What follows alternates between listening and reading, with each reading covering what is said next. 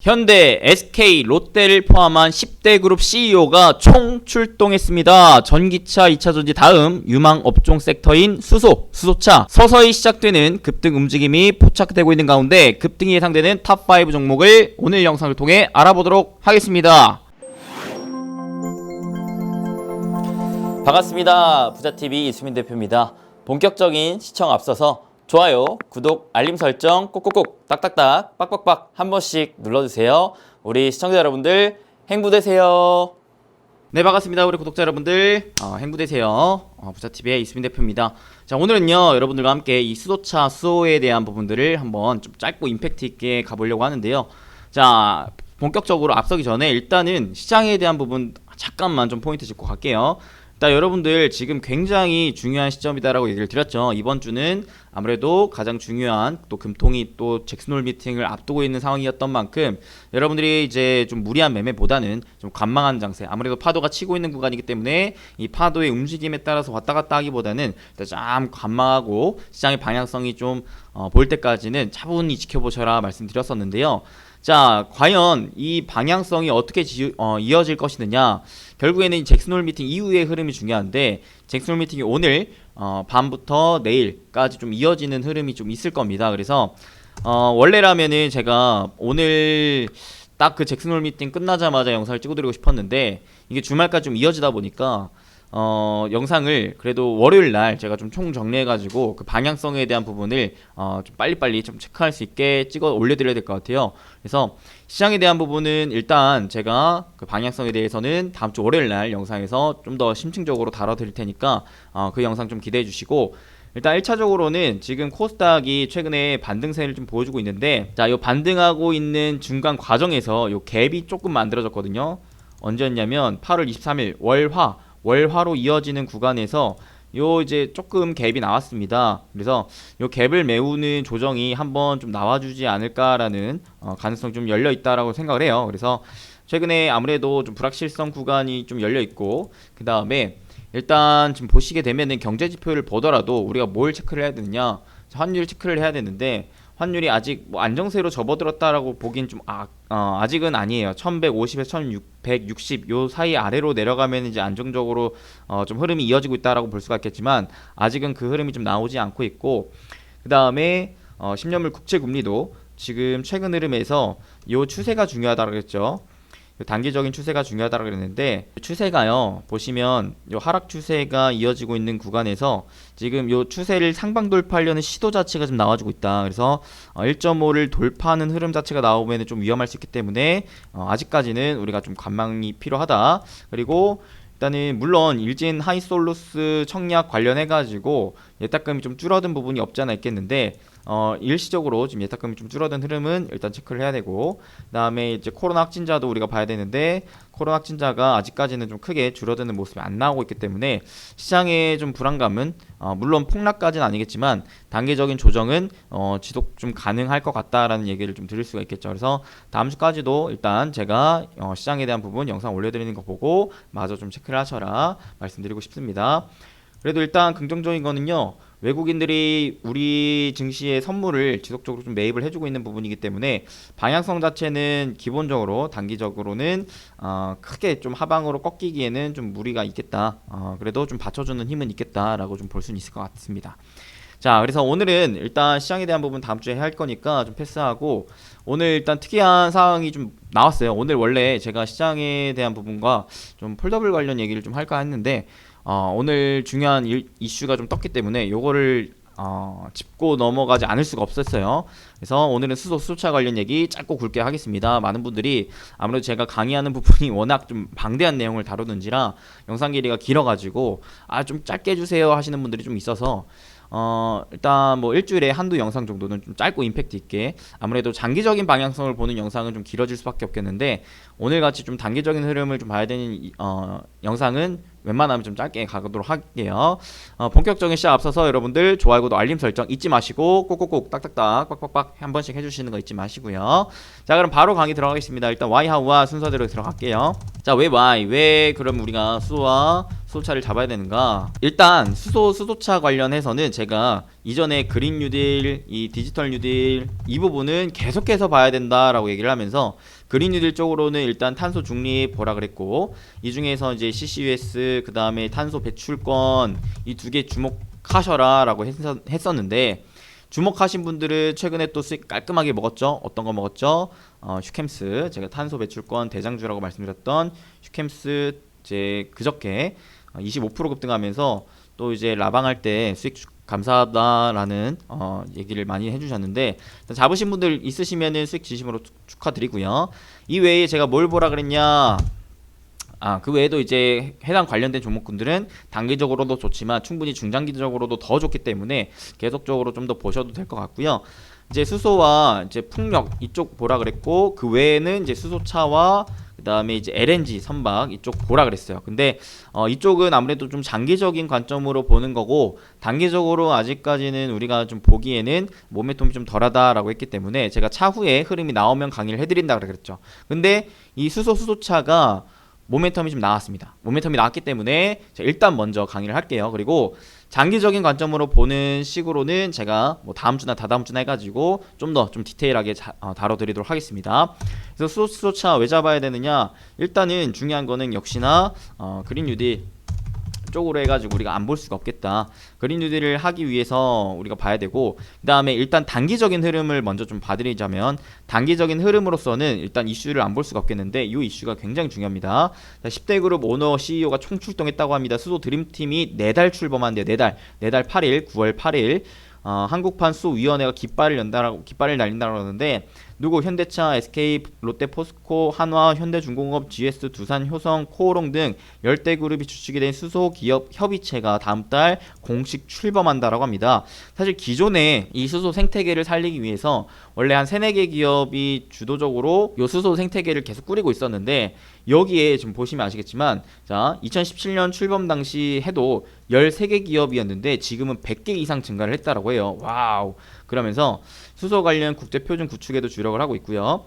자, 경제계에서는 지금 협의체 참여하는 기업이 더 늘어날 것으로 기대를 하고 있고, 그 다음에 지난해부터 시작된 수소 모빌리티 쇼는 한국자동차 산업협회 주최를 하고 있고, 정부가 후원하는 국내 최대 수소 관련 전시회다라고 하죠. 그러니까 일단은 우리가 알아야 될 게 뭐냐면, 첫 번째 9월 8일 날 이 뭐예요? 10대 그룹 수소 드림팀이 이제 공식적으로 좀 출범을 하면서 이제 대기업들이 이쪽 수소 관련 생태계에 돈을 쏟아붓기 시작했다라는 거를 우리는 알아야 돼요. 결국에 우리가 사실 큰 흐름에서 우리가 좀 특정 업종, 유망 섹터를 바라볼 때 두 가지 포인트가 있겠는데, 일단 정부가 밀어주느냐도 중요하지만 대기업들이 이쪽에다가 주목을 하고 있느냐가 중요해요. 왜냐면 결국에는 이쪽으로 자금이 쏠린다라는 것이기 때문에 이제 뭐예요? 관련된 업체들이 결국 돈을 벌 수 있을 만한 구조가 나온다라는 거거든요. 그러니까 이런 흐름이 굉장히 중요하다. 안 그래도 수소차는 현 문정부가 이제 과거에서부터 계속해서 밀어붙였던 정책이었던 만큼 정부 정책 수혜를 받고 있었는데, 이제 기업들은 그렇게까지 이제 현대차 외에는 사실상 그렇게까지 막 강력하게 뛰어들는 움직임은 부족했었는데, 자, 요 움직임이 슬슬 나오고 있다라는 부분 굉장히 중요합니다. 그러니까 아무래도 요 출범 이전까지는 기대감 선반영 관점으로 수소차 관련해서 모멘텀을 계속해서 단기적으로 좀 누릴 수가 있겠죠. 뿐만 아니라 기존의 수소의 이제 누구보다 앞서 나가고 있었던 움직임을 보여줬었던 게 이제 현대차 그룹인데, 현대차 그룹이 9월 7일 날 뭘 한다라고 해요? 수소 사회 비전 제시를 한다라고 합니다. 그래서 이 부분에 대한 기대감 역시도 선반영될 가능성이 높다. 그러면 9월 7, 8일이 언제예요? 다다음 주죠. 다다음 주이기 때문에 아무래도 다음 주 일주일 구간 동안에는 이 기대감 선반영 관점으로 한번 주가의 흐름이 단기적으로 한번 급등세가 나올 수 있지 않을까라는 기대를 하고 있고요. 그 다음에 세 번째는요, 또 뭐가 있냐면 일진 하이솔루스입니다. 여러분들 아실지 모르겠지만 일진 하이솔루스가 이제 곧 또 상장을 앞두고 있습니다. 경쟁률이 예상보다 더 많이 나오긴 했어요. 654대 1입니다. 무려 37조의 뭉칫돈이 몰렸다라는 것인데요. 사실 이 공모주 청약 같은 경우에는 제가 중요하게 생각하는 건 두 가지가 있어요. 첫 번째는 시장이 좀 안정적이어야 되고, 두 번째는 일단 그 해당 업종 산업에 기대감이 좀 있어야 된다라고 보는데, 사실상 최근 시장은 시장이 좀 많이 흔들렸지만 단기적으로 좀 반등이 강하게 나와줬고, 두 번째는 이 수소 관련한 모멘텀이 사실 단기적으로는 좀 부재했지만 최근에 연달아서 해당 두 가지 모멘텀이 좀 떠주면서 수소차에 대한 모멘텀이 기대감이 좀 시장에 생겨났기 때문에 일진하이솔루스가 원래는 사실 저는 청약이 그렇게까지 흥행할까에 대한 물음표가 좀 있었는데 단기적인 모멘텀을 받아주면서 생각 외로 흥행 좀 성공했다라고 평가를 좀 받고 있습니다. 그러니까 지금 청약이 흥행했기 때문에 이후에 이제 상장 이전까지 아무래도 이 관련된 수소차 관련주들의 이제 흐름을 기대해 볼 수 있겠다라고 좀 볼 수가 있겠죠. 자, 요 세 가지에 대한 모멘텀을 일단 여러분들이 좀 체크를 하고 계시면 좋을 것 같고요. 자, 일진하이솔루스 관련해서 최근에 또 대표의 인터뷰 내용도 있으니까 해당 내용이 좀 궁금하신 분들은 해당 뉴스 챙겨 보시고요. 일진하이솔루스는요, 최근에 유럽 수소차 시장까지 첫 진출할 정도로 지금 기대감을 많이 높여가고 있습니다. 일진하이솔루스 관련된 리포트 잠깐만 좀 보여드릴게요. 자, 이렇게 좀 나왔어요. 이것도 8월 13일날 나온 리포트인데요. 수소연료 세계 최대 양산한다라고 합니다. 사실 수소차에 대해서 우리가 좀 바라볼 때 가장 중요한 포인트가 두 개인데, 연료 전지 시스템이랑 수소 탱크 부분이에요. 이 부분이 굉장히 중요한 이유는 수소차를 만들 때 이 수소차 금액 중에서 비중을 얼마나 많이 차지하느냐가 중요한 부분인데, 연료 전지 시스템 같은 경우에는 수소차 금액 비중의 거의 40에서 60% 차지해요. 뭐가 이따가 얘기를 하겠지만 수소 연료 전지 시스템. 그 다음에 두 번째는요, 아무래도 이 수소 탱크입니다.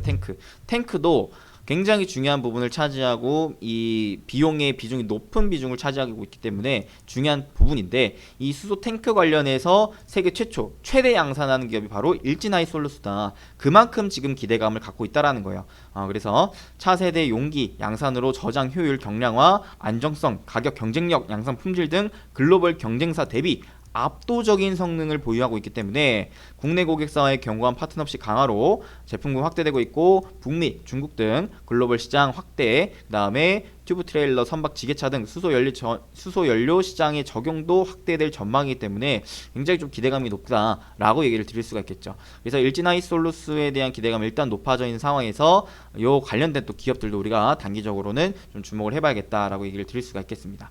자, 또한 우리가 봐야 될 게, 원래 수소는요 좀 우리나라에 국한되어 있는 부분이 아니었나라고 많은 분들이 좀 생각을 하셨어요. 근데 이제는 좀 달라지고 있다. 왜? 바이든 정부가 들어서면서 미국 역시도 전기차뿐만 아니라 지금 수소차, 수소 생태계를 좀 구축하기 위한 움직임을 보여주고 있고, 중국 역시도 마찬가지 탄소 중립에 대한 부분을 좀 앞당기기 위해서 수소에 대한 모멘텀을 계속 확대해 나가고 있고, 유럽 역시 마찬가지 지금 탄소 국경세를 계속 강조하고 있고, 거기다가 이제 탄소 중립에 대한, 탄소 제로에 대한 움직임을 가속화하고 있는 움직임이기 때문에 수소 생태계를 계속해서 만들어가고 있는 과정이 있기 때문에 여러분들이 이 수소차 관련한 모멘텀을 꼭 봐주셔야 된다라고 말씀드리고 싶어요. 자, 그래서 해당 내용이 담겨있는 이제 리포트입니다. 보시면, 자, 미국이 뭐라 그래요? 대규모 수소산업 허브 건설 계획을 잡았다라는 거거든요. 자, 여러분들 생각을 해보세요. 수소 생태계, 특히나 수소차가 상용화, 좀 더 성장을 하려면 가장 필요한 게 뭐냐면 두 가지입니다.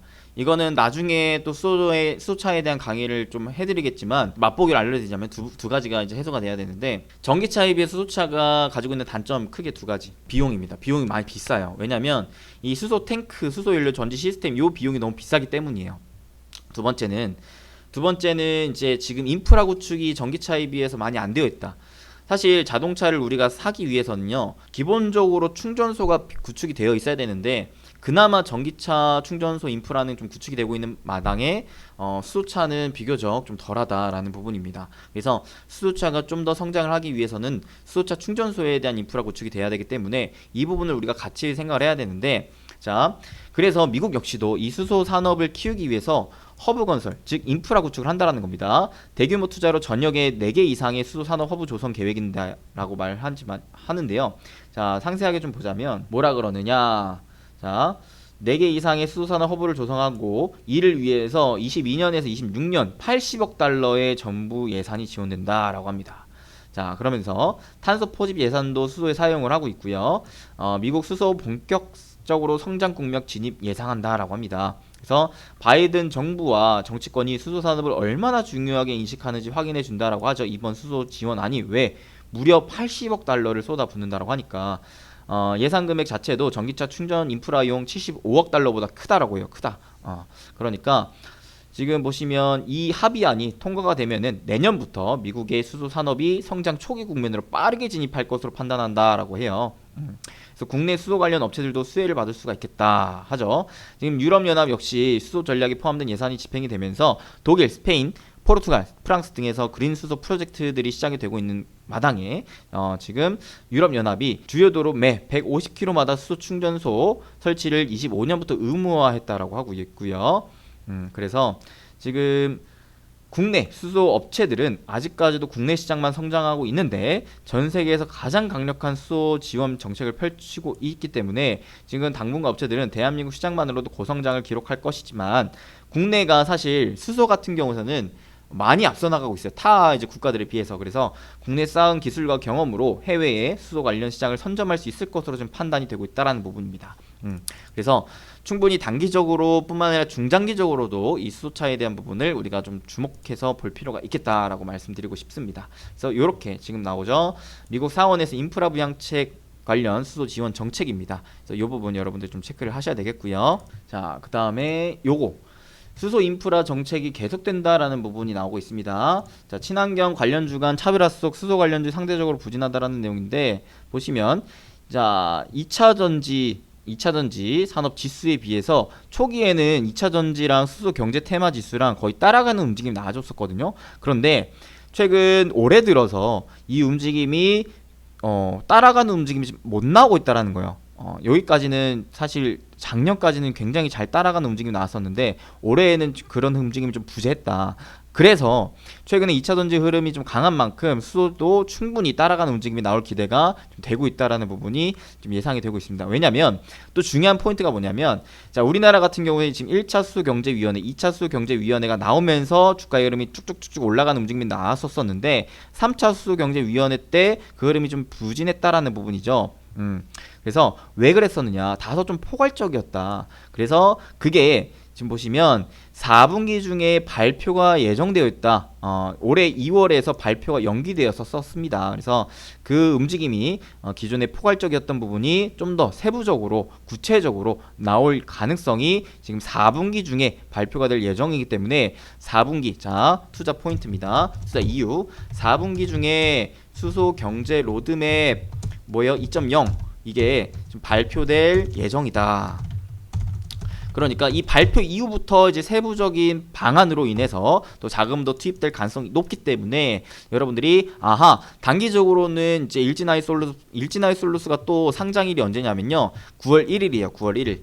9월 1일 상장. 그러니까 당장 다음 주 단기적인 모멘텀도 있고 그 다음에 4분기 중기적인 모멘텀도 있고 장기적인 모멘텀도 있다라고 말씀드릴 수가 있겠습니다. 그러니까 단기적으로도 좋고 중기적으로도 좋고 장기적으로도 좋은 게 수소차다라고 말씀드릴게요. 오케이. 장기적인 모멘텀은 제가 차후 강의를 통해서 또 다시 얘기를 드릴 수 있도록 하겠습니다. 그래서 수소 성장을 저해하는 인프라 부족 문제가 점차 개선이 되고 있다라고 얘기를 드릴 수가 있겠죠. 그래서 보시면 여기 보세요. 자, 이 표를 보시면 친환경차 보급 대수와 인프라 분포도 그리고 주요국 수소차 보급 현황 비교인데 일단 우리나라가 지금 월등하게 나아가고 있고 미국 그 다음에 중국, 일본까지도 좀 따라오는 움직임들이 나와주고 있다. 자, 올해 수소 충전소 구축 목표와 실제간 괴리인데 연말 목표인데 지금 상반기 목표 대비 크게 지금 하반기에 연말에 많이 설치될 전망이 좀 나와 있고요.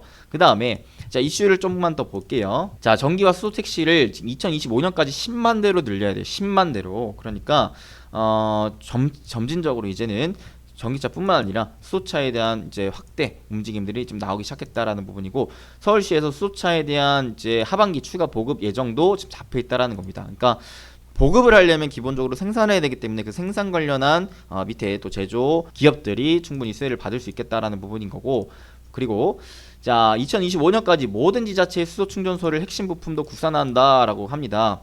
자 세부적으로 좀 보면은 닭이 먼저냐 달걀이 먼저냐 결국에는 수소 생태계를 펼쳐나가야 되는데 인프라가 부족하기 때문에 일단 인프라부터 구축한다라는 부분이에요. 그래서 수소차 보급을 대폭 늘리기 위해서 무엇보다 인프라 구축이 선행돼야 되는데 모든 업무용 차량을 수소차로 교체할 계획이다라고 해요. 인천국제공항공사에서는 수소 충전소 연내 누적 180기 건설하면서 2025년에는 전국 시, 군, 구당 한 기를 구축할 예정이다라고 얘기를 합니다. 수소 충전소를 핵심 산업으로 육성을 하면서 국산화율을 높이고 안전성을 확보한다라고 합니다. 자, 그러면 우리는 일단은 여기 투자 포인트에 수소 충전소도 우리가 좀 봐야 되겠다라고 포인트를 잡을 필요가 있겠죠. 자, 그래서 수소차가 2배 늘었는데 인프라가 좀 턱없이 부족한 현상, 그죠? 자, 이렇기 때문에 지금 빨리 이 수소 충전소 인프라를 구축을 해야 된다라고 얘기를 할 수가 있겠고요. 그 다음에 이제 이 전체적인 생태계를 봤을 때 도요타도 지금 수소 트럭에 뛰어들었다. 지금 세계적으로 이 수소 트럭에서는 지금 현대차가 굉장히 많이 앞서 나가고 있고 사업도 수출을 실질적으로 진행을 하면서 굉장히 이제 선두로 앞서 나가고 있는 움직임을 보여주고 있는데 도요타까지도 이 시장에 좀 뛰어들었다라는 부분 우리가 체크를 할 수가 있겠고 현대차가 상반기 수소차 4,700만 대를 판매하면서 세계 1위를 지금 탈환한 움직임을 보여주고 있습니다. 그러니까 결국에는 중요한 게 수소차 관련주를 잡을 때는 현대차에 공급하는 업체들을 우리는 좀 중요하게 체크를 할 필요가 있겠다라는 거 다시금 여러분들 강조를 드리고 싶고요. 그 다음에 수소 전기차 부활 노리는 일본의 혼다가요 원래 이 수소차 관련해서는 전 세계적으로 3개 업체가 좀 주목할 만한 업체였어요. 현대차, 도요타, 이 혼다였는데 혼다가 워낙 계속해서 투자는 하지만 뭔가 실질적인 가시적인 성과가 안 나오다 보니까 그냥 접었었거든요. 접으려는 움직임을 보여줬었는데 다시 뛰어든다고 해요. 이번 달 지금 바로 일주일 전에 나온 내용인데 그래서 우리나라에 지금 러브콜을 한다고 합니다. 우리나라 부품사와 협력 관계를 모색 중이다라고 해요. 그러면 우리나라 부품 관련된 업체들이 기존에는 현대차에만 공급을 했었는데 요 혼다한테도 부품을 공급을 한다라고 봤을 때는 그때부터는 좀 더 모멘텀을 키울 수 있는 움직임이 나올 기대감이 붙을 수 있다라는 거기 때문에 여러분들 이것도 중요하게 좀 포인트로 봐야 되겠습니다. 그 다음에 자 여기서 아까 봤을 때 여기는 우리나라까지만 본 거고 이제 마지막 5번째는 아무래도 해외에 지금 투자 움직임이 지금 가속화가 걸리고 있다라고 얘기를 드릴 수가 있겠습니다. 그래서 중국뿐만 아니라 미국, 유럽까지도. 그래서 하나씩 볼게요. 중국은 수소 전기차 첫 시범 지역으로 상하이를 지정을 했어요. 그래서 수소차 개발을 박차를 가합니다. 자 보시면 사실 기존에는요 이 보시면 중국 정부가 인접한 여러 도시를 연결한 거대 도시군을 수소 연료 전지차 응용 시범 지역으로 지정한 것은 이번이 처음이라고 해요. 처음.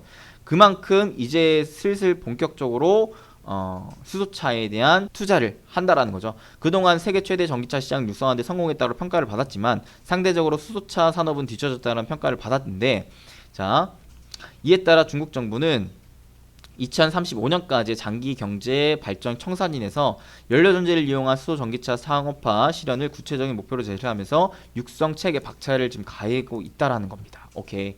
그다음 자 미국도 역시 마찬가지 수소차 판매를 위해서 파격 할인과 역대급 세제 감면을 한다고 합니다. 자 전기차를 계속해서 보급화 가속화를 할 때 이 두 가지를 했었죠. 일단 싸게 판매하고 두 번째 세금을 깎아주는 움직임을 보여줬었는데 보조금을 지급하거나 이런 움직임을 수소차 쪽에도 지금 진행을 한다라는 거예요. 그래서 얼마 전에 나온 이슈이기 때문에 이제 하반기에 충분히 기대감을 걸어볼 수 있다라는 부분인 거고요. 그다음 자 제가 아까 수소차가 실질적으로 더 성장을 하기 위해서는 두 가지 모멘텀이 필요하다고 했어요. 비용 그 다음에 인프라. 근데 비용 부분에서 수소값을 확 낮출 수 있을 만한 세계 최초 신공법이 우리나라 중소기업에서 지금 개발이 되고 있다라는 겁니다. 와우. 그러니까 지금 기대가 됩니다. 슬슬 이 시계가 좀 더 앞당겨질 수 있을 만한 모멘텀이 나오고 있다라는 부분. 오케이. 우리가 체크할 수 있겠죠. 그래서 이런 투자 이유가 있다. 그리고 투자 포인트는 아무래도 초기 수소차만 봤을 때는 두 가지가 대표적인 거예요. 결국에 현대차에 공급을 하는 업체 뿐만 아니라 그 중에서도 요 세 개에 포함된 업체이면 좋겠다. 왜? 매출 비중이 높기 때문에. 매출 비중이 높은 그만큼 하나를 팔더라도 영업이익을 많이 남겨 먹을 수 있을 만한 제품들을 만드는 업체들을 우리가 한번 볼 필요가 있겠다. 이게 또 중요한 게 뭐냐면 지금 대다수의 수소차 관련된 기업들이요 이 수소차 관련 매출 비중이 낮아요. 높아봐야 5% 정도밖에 안 됩니다. 그렇기 때문에 그만큼 매출 비중이 적은 기업인데 고마진을 남길 수 있을 만한 제품을 판매하는 기업들이 좀 더 부각이 될 가능성이 있다라는 것이고요. 그 다음에 여러분들이 알아야 될 거, 기본적으로 적자 기업은 웬만하면 빼세요. 아무리 뭐 기대감이 있어도 적자 기업들은 웬만하면 빼는 게 좋겠고, 부채 비율이 높은 기업들도 웬만하면 빼는 게 좋습니다. 이런 기업들은요, 상폐의 위험성이 있기 때문에 여러분들이 뭐 대다수 분들이 어떻게 투자를 하시냐면 그냥 수소차 관련주 네이버에 검색해가지고 그냥 나오는 기업들 그냥 막 갖다 찍거든요. 그 중에 뭐 시총 싸거나 좀 금액적으로 주가가 싼 애들을 웬만하면 잡는데, 그런 애들은 이 두 가지에 포함될 가능성이 높기 때문에 여러분들이 득보다 실이 클 수가 있을 위험성이 있어요. 그러니까 내가 조금 먹더라도 잃지 않는 매매를 하기 위해서는 요거는 빼시는 게 좋겠다라고 말씀드리고 싶습니다. 자, 그러면 여기에 포함된 업체들 과연 어떤 종목군들이 있느냐 바로 넘어가도록 하겠습니다. 자, 수소차 관련 단기 급등 예상 탑5입니다. 요거는 단기로 보세요. 단기로. 오케이. 나중에 장기 관점의 대장주 종목들은 차후 강의를 통해서 제가 알려드릴 수 있도록 하겠습니다. 자, 단기로 보자면 일단 여러분들이 아셔야 될 게 가장 중요한 건 연료전지 스택이 중요합니다. 아까 말씀드렸죠. 수소 연료전지 시스템인데, 시스템 중에서는 세 가지로 나눌 수가 있어요. 세 가지. 자, 첫 번째 연료전지 시스템인데 여기에서 연료전지 스택, 그 다음에 두 번째는 연료 공급 시스템, 세 번째는 열 관리 시스템. 요거 세 가지로 나눌 수가 있다. 그래서 각각의 기업들 뭐가 있느냐, 연료전지 스택으로는 가장 대표적으로 현대모비스가 있어요. 현대모비스는 연료전지 통합 모듈을 생산하고요, 수소 공급 장치를 생산한 업체예요. 그 다음에 코오롱 인더가 이제 부대장급이라고 볼 수가 있겠습니다. 얘는요, PEM, MEA 생산하는, 그러니까 즉 멤브레인을 개발하고 연료전지 고분자 전해질 막을 생산한 업체입니다. 네, 세 번째로는 동아화성은요, 연료전지 스택 가스켓 공급을 하고 수소 연료전지차의 고무 가스켓 제조 기술에 대한 특허권을 보유한 기업으로서 수소차용 습기 배기 호스를 현대차에 납품을 하는 기업이에요. 그러니까 현대차, 셋 다 현대차 납품을 하는 모멘텀을 갖고 있습니다. 그 다음에 상하프론테크 같은 경우에는 핵심 소재인 멤브레인을 또 생산하고, 기존의 멤브레인 같은 경우에 굉장히 중요한데, 이게 왜 중요하냐면 기존에는 미국의 고어사가 독점을 했었어요. 독점을 하면 중요한 게 뭐냐면 얘네들이 원하는 가격으로 측정을 해가지고 판매할 수 있거든요. 왜? 수소차를 만드는 완성차 업체들이 결국 이 멤브레인 필수 부품이기 때문에 사야 되는데 본인들밖에 못 만드니까 비싸게 불러도 살 수밖에 없는 거예요. 근데 경쟁사가 나타나면은 서로 간의 가격 경쟁력을 발휘할 수가 있기 때문에 오히려 완성차 업체에서 상하프론테크 쪽으로 눈을 돌릴 가능성이 높다라는 거. 그 다음에 코오롱도 마찬가지. 얘네 둘 쪽이 이제 좀 더 기대감을 받을 수가 있겠다 부분 생각하시면 되고, 그 다음에 비나텍은요, 스택에 들어가는 지자체, 그 다음에 촉매, MEA 모두 일괄 생산 체제를 지니고 있는 국내 유일 업체입니다. 그래서 얘도 이 기술력이 좀 있어요. 그래서 대표적으로는 요 5개 업체가 있는데, 자, 요 중에서 이제 차트 흐름과 실적 흐름 좀 볼게요. 일단은 장기적인 관점으로는 역시 현대모비스가 저는 가장 좋아 보긴 해요. 사실 기술력도 그렇지만 현대모비스는 전기차로도 모멘텀을 받고 수소차로도 받고 자율주행으로도 모멘텀을 받는데, 아무래도 시총이 좀 큰 기업이고 하다 보니까 시간은 좀 걸린다. 근데 중장기적으로 내가 눌림목에 모아간다라고 생각한다면 굉장히 좋은 기업 중에 하나다라고 보고 있고요. 그 다음에 이제 코오롱 인더 같은 경우에서는 저는 이거를 제가 과거에 같이 매매를 하셨던 분들에게는 3만원, 4만원 이하에서 추천을 해가지고 이제 중간에 반매도 하고 지금 계속 들고 있는데, 지금 몇 프로지? 100% 넘게 수익 중이네요.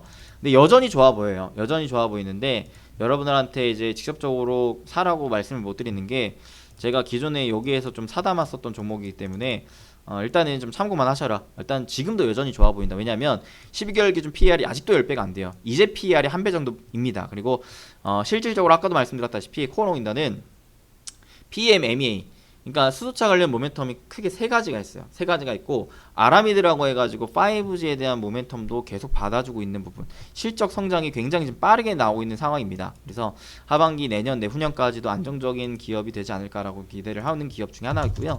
그 다음에 상하프론테크도 예전에는 이제 알려드렸는데 얘도 너무 많이 올라가 버려가지고 이제는 못 잡을 것 같아요. 역사적인 신고가를 뚫었고 PR, PBR이 너무 비싸요. 지금 신규 매수하기에는 좀 무리가 따른다 하지만 가지고 있는 사람들은 계속 가져가도 되겠는 게 경쟁 업체가 아직 많지가 않아요.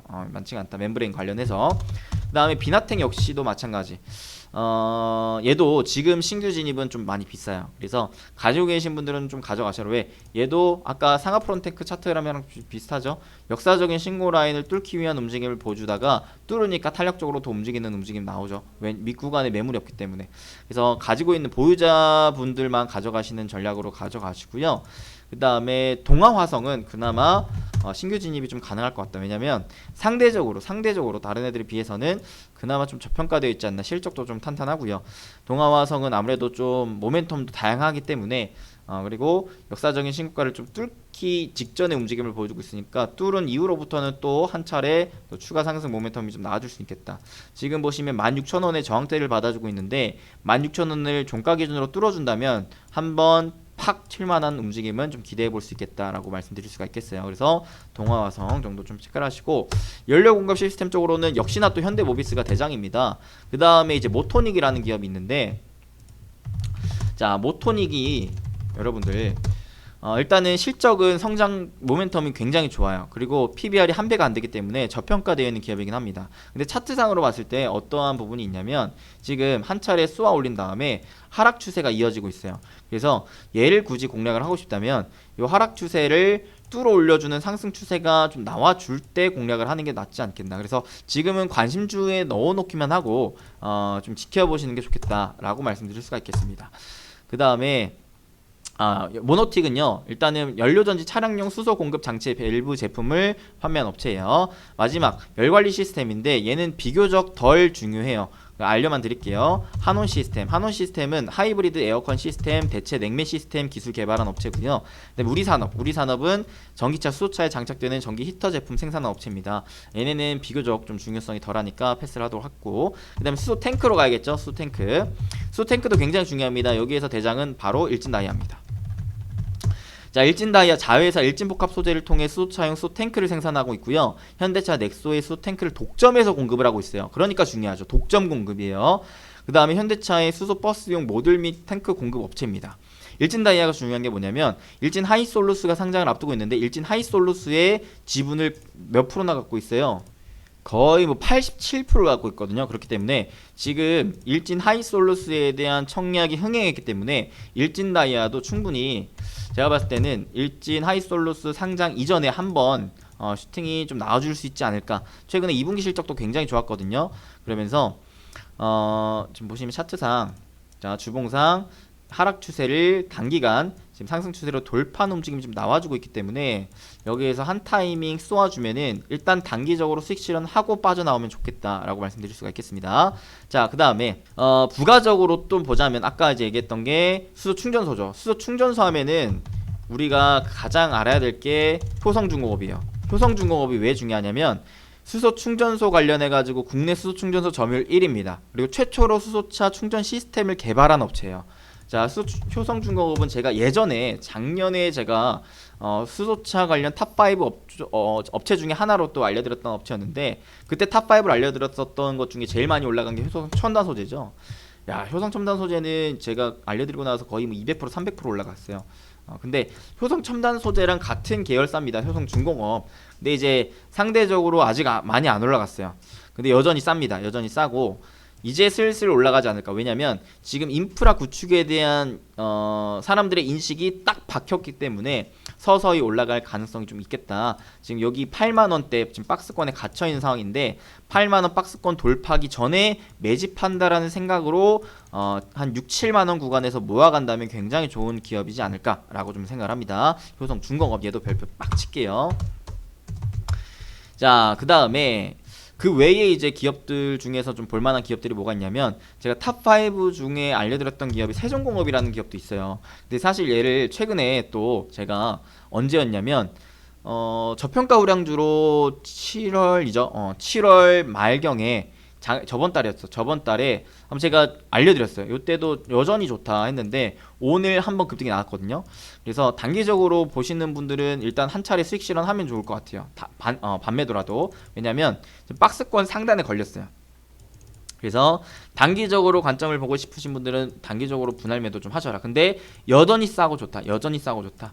얘가 지금 여기 12,000원 구간을 돌파만 해준다면은 충분히 2만원대까지도 노려볼 수 있을 만한 기업이기 때문에 갖고 계신 분들은 분할 매도하면서 좀 더 욕심 내보셔라 말씀드리고 싶고요. 네, 세종공업 여전히 좋다. 근데 이미 올랐기 때문에 눌리면서 하셔라. 혹시라도 신규 매수하고 싶으신 분들은. 세종공업은 수소 전기차에 사용되는 센서류와 핵심 부품을 생산하는 업체로서 현대차 넥소의 금속 분리판을 납품한 업체예요. 금속 분리판을. 자, 얘도 이제 리포트 잠깐 보여주면, 그러니까 여러분들이 리포트는 개인적으로 또 보세요.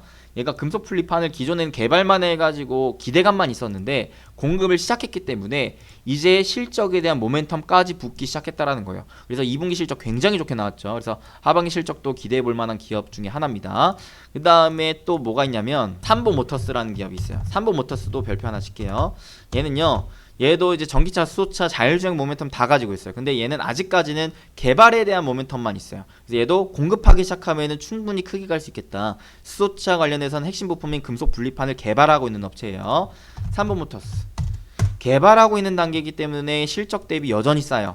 근데 개발 단계에 원래 실적이 적자인 기업들이 많은데 얘는 충분히 흑자이기 때문에 노려볼 만하다. 왜? PBR이 아직도 0.5배 정도 수준이기 때문에 자본금이 2천억인데 시총이 지금 1,200억밖에 안 돼요. 너무나 쌉니다. 주봉상 봤을 때 박스권 딱 그리세요. 6천원, 8천원. 그래서 이 박스권 안에서만 내가 매집을 한다라고 생각하면 좋겠죠. 그래서 가능한 6천원 부근에서 사면 땡큐이겠지만 요 박스권 안에서만 사고 요 박스권 뚫고 올라가는 흐름부터는 분할 매도를 하는 게 좋겠다라고 볼 수는 있겠죠. 삼보모터스. 그 다음에 제가 봤을 때 인지컨트롤스라는 기업도 좋지만 성창오토텍, 좀 시총 싼 기업 좋아하시는 분들은 성창오토텍도 나쁘지 않아요. 자동차 공조 부품, 자동차에서 필수적인 부분인데, 자, 얘는 시총이 1,000억이 안 되기 때문에 그냥 시총 작은 애들 소액으로 하고 싶으신 분들만 하시는데 실적이 나쁘지 않기 때문에 그냥 알려드립니다. 얘도 차트상 주봉상 봤을 때 요 박스권 좀 중요해 보이거든요. 11,000원, 8,000원. 그래서 웬만하면 요 8,000원 부근에서 매집한다. 8,000원, 9,000원 부근에서 매집하고 11,000원 뚫어주는 순간부터는 분할 매도한다라는 생각을 가지는 게 좋겠고, 그 다음에 마지막 GMB 코리아. GMB 코리아는요, 얘도 실적이 굉장히 좋아요. 굉장히 좋고 PBR이 0.5배 정도 수준밖에 안 됩니다. 엄청 싸죠. GMB코리아는 현대차 수소차의 수소 연료 전지용 전동식 워터 펌프를 공급한 업체이기 때문에 실적이 나온다. 근데 차트상 봤을 때 지금 하락 추세를 가져가고 있는 기업이라서 얘는 상승 추세로 좀 전환되는 움직임이 나오면 그때부터 본격적으로 공략을 해보면 좋겠다라고 말씀드릴 수가 있겠습니다. 그래서 마지막 GMB 코리아까지 좀 말씀드립니다. 그래서 오늘 알려드리는 기업은 단기적으로 봤을 때는 동아화성, 그 다음에 일진다이아, 효성중공업, 삼보모터스, 하나만 더 하자면은 뭐 당장으로서는 세종공업 정도는 좋아 보입니다. 그래서 요 5개 기업은 여러분들이 좀 참고를 하시고, 장기적으로 현대모비스 좋아 보이고요. 그 다음에 장기적으로는 또 제가 차후 강의를 통해서 좀 더 세부적으로 다뤄드릴 수 있도록 하겠습니다. 오케이? 그래서 일단은 단기적인 흐름 중요하기 때문에 요거 좀 체크를 해드렸고요. 지금 현대모비스 같은 경우에는 수소차 핵심 부품 공장까지 지금 신설할 정도로 모멘텀을 서서히 지금 확장시키고 있는 가운데니까 여러분들이 좀 참고하시면 좋을 것 같습니다. 또한 리포트 여러분들이 각자 좀 하나씩 좀 참고해서 보시면 좋을 것 같다 라고 말씀드릴 수가 있겠죠. 그래서 오늘은 이렇게 하고요. 여러분들에게 일단은 시장에 대한 부분은 제가 다음주 월요일날 일단은 여러분들에게 영상을 통해서 상세한 또 방향성 좀 잡아드리겠다 말씀드릴 수가 있겠고요. 현재 여러분들 너무나 감사합니다. 부자TV 구독자 몇 명입니까? 두구두구두구. 구독자가 지금 현 시각 기준으로 99,700명입니다. 10만 명을 바로 코앞에 납두고 있습니다. 여러분들의 너무나 많은 관심과 사랑 덕분이기 때문에 진심으로 다시금 감사드리겠다 말씀드리겠고, 구독자 10만 명이 되면은 뭐 한다 그랬어요? 네, 일상 영상 플러스 언박싱 영상도 여러분들 기대해 주시고요. 무엇보다 무료 카톡방 제가 개설할 겁니다. 계획으로는 1,500명짜리 무려 2개 개설할 기대를 해주시겠습니다, 여러분들. 그래서 다음 주에는 이제 만약에 10만 명 달성이 된다면 다음 주 중에 설문조사 통해 참여 기회를 누구나 공평하게 열어드릴 예정이기 때문에 다음 주 영상에서도 많은 참여와 기대 부탁드리겠습니다. 그러면 오늘 여기까지 하겠습니다. 제가 또 짧게 하려고 했는데 너무 길어졌네요. 여러분들 끝까지 시청해주신 많은 분들 감사하고요. 오늘 영상도 도움이 되셨다면 여러분들 잊지 마시고 좋아요, 구독, 알림 설정 꼭꼭꼭 딱딱딱 빡빡빡 딱 한 번씩 부탁드리겠고, 댓글도 많이 달아주시면 감사하겠습니다. 댓글 딱 한 번씩만 달아주세요. 한 번씩 많이 달 필요도 없습니다. 한 번씩 달아주시면 제가 수익의 기운이 듬뿍 담겨있는 하트를 뿅뿅뿅뿅뿅뿅 수익 많이 보시라고, 행복한 부자 되시라고 이렇게 달아드리고 있으니까요. 댓글도 다시고 여러분들이 수익 기운까지 많이 받아가신 여러분들 되시면 좋을 것 같네요. 그러면 저는 또 다음에 더 좋은 정보와 영상으로 찾아뵐 수 있도록 하겠습니다. 저는 여러분의 행복 파트너 이수민 대표였습니다. 감사합니다. 뿅.